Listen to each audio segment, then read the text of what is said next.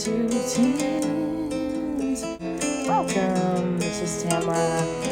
Trying to pretend like I can sing, but anyway, welcome. So be sure to subscribe, like this video if you want more ENFJ videos. That's how I determine what videos I do. And definitely in the comment section, you can put if there's any topics that you want me to address. I would love to. Hit the bell notification so you know when I do new videos and yada yada.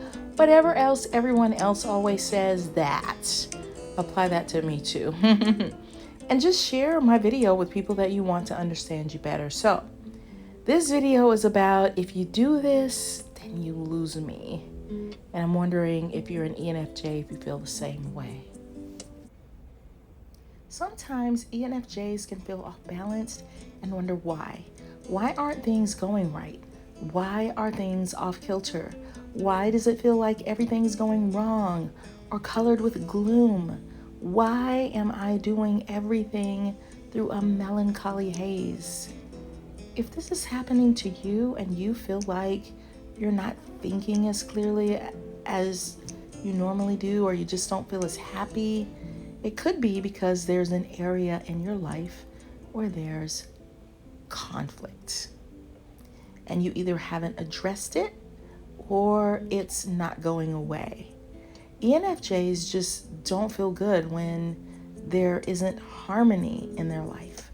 What's funny is there are times when they can bring conflict to life. Most people may not see this side of them, but siblings might, a spouse might, a boyfriend or girlfriend might.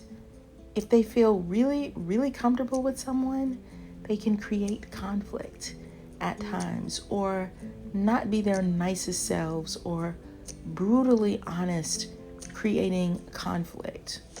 So it might seem a little hypocritical, but in general, they do not like conflict. And I think the older they get, the more mature they get, the more they know that they have to work on that. They crave harmony, even if it's false harmony. Even if they don't like someone, if they can find harmony in the situation, they will function so much better and enjoy life better and be able to think better and work better and be a better friend and coworker. Conflict and relational chaos can bring on a thunderstorm of gloom that makes them feel irritated, cranky, off-centered, annoyed. It makes life not feel so good. They have to get rid of the conflict, make everything okay in order to feel good again. So if you're not feeling so great, look at the relationship, even the acquaintances, or maybe even if you've had a negative interaction with a stranger. Look through that, comb through your day or your week, and see if there's an area of unresolved conflict. Maybe you're not getting along as well as you like with your mother, father, sister, or brother. Maybe someone's not treating you as nicely as they should, or you can't agree with someone on something, or there's a decision you need to make, but you can't figure out what to do. If you want to feel better instantly, resolve the conflicts. You may not even be totally aware of it. Figure out a way to find resolution or to put it to rest. You might be in a difficult situation, but figure out a way. If you can find peace, you will feel so much better and you'll be able to function at an optimal level. If everything is just going wrong, it will be difficult to feel good inside. Here's the funny thing. Conflict is a natural part of life, even if we don't like it. It helps us settle things. Conflict is part of how we come to conclusions about things and can make our relationships fuller. Some people love conflict. They don't run from it like ENFJs do. They welcome it. They understand it as a necessary part of life. But ENFJs can feel baffled by conflict and not know what to do with it. They probably need to go to school, study it, and get a degree in it, because as good as they are about other things, this is one area that can stomp them and leave them riddled with confusion. Some people know that conflict can help them grow and improve themselves, but ENFJs don't want to deal with someone being angry at them. They become stressed out with conflict and really hate being around stressful situations. Criticism can be difficult and exhausting as well, and so they would rather avoid it at all costs. When it comes to conflict, ENFJs would rather find quick resolutions. It drains them and gets in their way. They don't like when the peace is crumbled and prefer to keep things positive. They want to keep everyone around them happy. When situations become tense and conflict starts to arise, this is when the ENFJ jumps into action, wanting to make it right. Sometimes they suffer in ways that they shouldn't and in ways other people never would. Sometimes they can hide things just for the sake of getting along, even when the other person is out of line. That's how much they hate conflict. Now, they're not completely repulsed by conflict. They understand that it is sometimes necessary to work through the kinks, but they may be more eager than others to come to a conclusion so they can move on. It really depends on the person and the situation.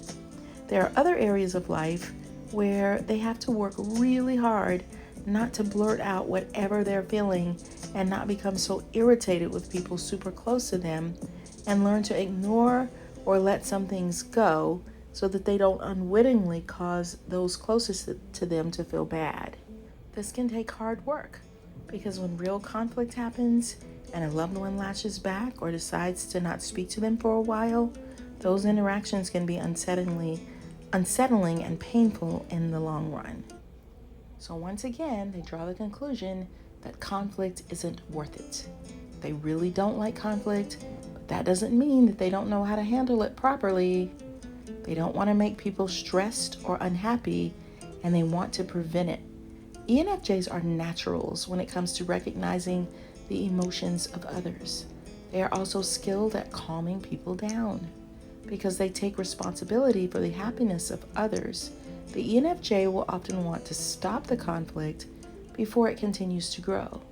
They will likely step in and try to play mediator, wanting to find ways to solve the problem right away. They can be good at controlling the mood around them. This is because of their connection to others and how they can so easily sense what they are feeling. When things become stressed, the ENFJ can often see the best way to put everyone much more at ease. ENFJs cannot simply ignore the emotions around them, and when things are tense, it isn't something they can let go of. For some people, this isn't difficult to do, but their sense of empathy makes it nearly impossible. They can take so much on themselves that it becomes hard for them to focus on their own needs. For the ENFJ to better manage conflict, they need to take time for themselves as well. Without recharging and focusing on their personal boundaries, the ENFJ will take everything on themselves, and any conflict can become overwhelming. They have to learn how to tend to their own personal needs. They care so much about helping others that they neglect themselves, and this can become unhealthy. The better they feel inside and the more emotional energy they have, the better they'll be. So if you are around an ENFJ a lot and you are always creating conflict, they are not going to like it. They're going to be creating an exit plan because they take on more than they can handle most of the times, and conflict is not one of the things they handle well. So if you like a lot of conflict, it will probably shut the ENFJ down to some degree, and they will not be themselves around you, nor be as fun. It's draining and toxic. They like peaceful, fun relationships. Even if the relationship is intense, that's cool, as long as there's not a lot of stonewalling and combativeness and unnecessary arguments. They're good. And by stonewalling, I mean, you know how some people will, and you know what, I'm going to say this, ENFJs could be guilty of this too, where they decide, I'm just not going to speak to you for days because I'm mad at you. You know, we all have to be really careful about that. I think ENFJs can do that sometimes because they take things in so hardcore, like they feel so deeply. They also can feel really hurt really easily. So yeah, so all of that man, it can make a relationship really difficult. So anyway, you guys, I hope you enjoyed this video, and let me know if you feel as strongly as I do, or if there's something else that if someone does it, they lose you on it. You know what I'm saying? Okay, guys, I hope you will have a wonderful day, and try not to argue with too many people today. All right, I'll see you on the next video. Bye, everyone. And remember to like it. Bye.